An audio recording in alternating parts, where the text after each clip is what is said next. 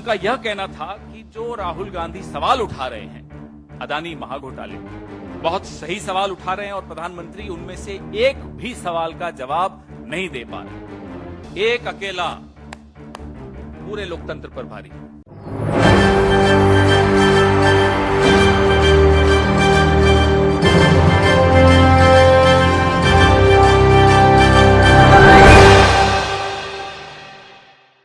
नमस्कार, मैं हूं राहुल शर्मा। आप देख रहे हैं SP9 न्यूज और स्वागत है आप सभी का आज की बड़ी खबर में। और बड़ी खबर की शुरुआत इस वक्त हम कर रहे हैं गौतम अडानी से। जी हां, अपने दर्शकों को बता दें कि गौतम अडानी को सुप्रीम कोर्ट से बड़ी राहत तो मिल गई, लेकिन विपक्षी पार्टियां अभी भी ये कह रही हैं कि जांच सही तरीके से नहीं हो पाई। हालांकि कोर्ट के फैसले पर सवाल नहीं खड़ा करना चाहिए क्योंकि जो फैसला है वो ठीक है, लेकिन विपक्षी पार्टियां यह कह रही हैं कि हमारे पास सबूत है, हम इन सबूतों को दोबारा कोर्ट में लेकर जाएंगे। और इस पर कांग्रेस के प्रवक्ता पवन खेड़ा ने एक बड़ा बयान दिया। उन्होंने कहा कि अडानी ऐसे ही नहीं देश में इतने बड़े अमीर ताकतवर शख्स बन गए, ऐसे ही नहीं देश में इतने बड़े बिजनेसमैन बन गए, उनके पीछे एक बड़ा हाथ है, वो हमारे देश के प्रधानमंत्री नरेंद्र मोदी का है।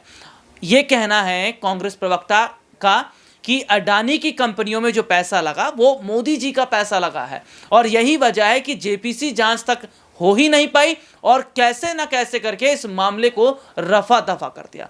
तो क्या वाकई जो विपक्ष कह रहा है कि अडानी को बचाने के लिए विपक्ष पर ताबड़तोड़ छापे, ताबड़तोड़ कार्रवाई, और सीधे सीधे तौर पर मैं अपने दर्शकों को बताऊं कि जो देखने को मिला वो ये जाहिर तौर पर बताता है कि शायद आने वाले वक्त में, आने वाले समय के अंदर वाकई एक बड़ा बदलाव जो है वो होता नजर आएगा। और विपक्ष अगर दोबारा तमाम सबूतों को दिखा रहा है तो क्या सरकार जो है वो बैकफुट पर आ जाएगी? क्या कुछ कह रहे हैं पवन खेड़ा, देखिए एक रिपोर्ट। अदानी घोटाले पर प्रधानमंत्री की चुप्पी प्रधानमंत्री को बहुत नुकसान पहुंचा रही है, यह भी सत्यपाल मलिक जी कहते हैं, क्योंकि अब यह मुद्दा गांव के स्तर तक पहुंच गया है। और उन्होंने यह भी कहा कि राहुल गांधी को संसद में बोलने की अनुमति देने से इनकार करना एक अभूतपूर्व गलती है, अनप्रेसिडेंटेड।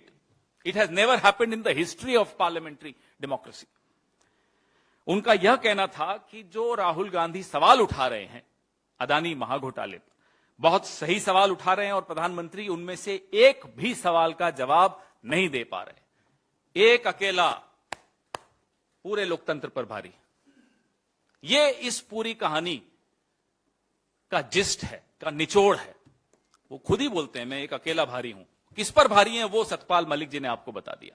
गवर्नर से सलाह नहीं ली जा रही, गवर्नर को जानकारी नहीं दी जा रही कि उनके राज्य में क्या करने वाले हो आप, कैबिनेट को नहीं मालूम,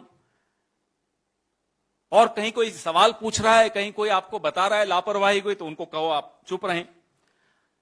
चौंकाने वाली बात है, हमारी महामहिम राष्ट्रपति, हम सबकी राष्ट्रपति, वो किनसे मिलेंगी किनसे नहीं मिलेंगी, उनकी अपॉइंटमेंट की जो लिस्ट है, डेली अपॉइंटमेंट की जो लिस्ट है, वो अप्रूवल के लिए प्रधानमंत्री के कार्यालय में जाती है।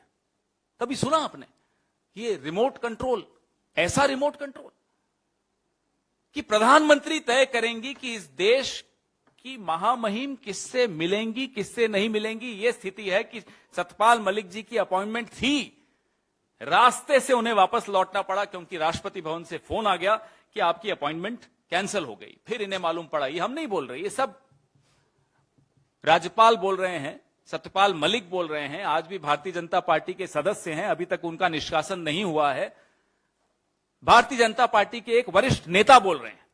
ये आवाज अंदर से आ रही है, इसलिए इसको और गंभीरता से लेना आवश्यक है।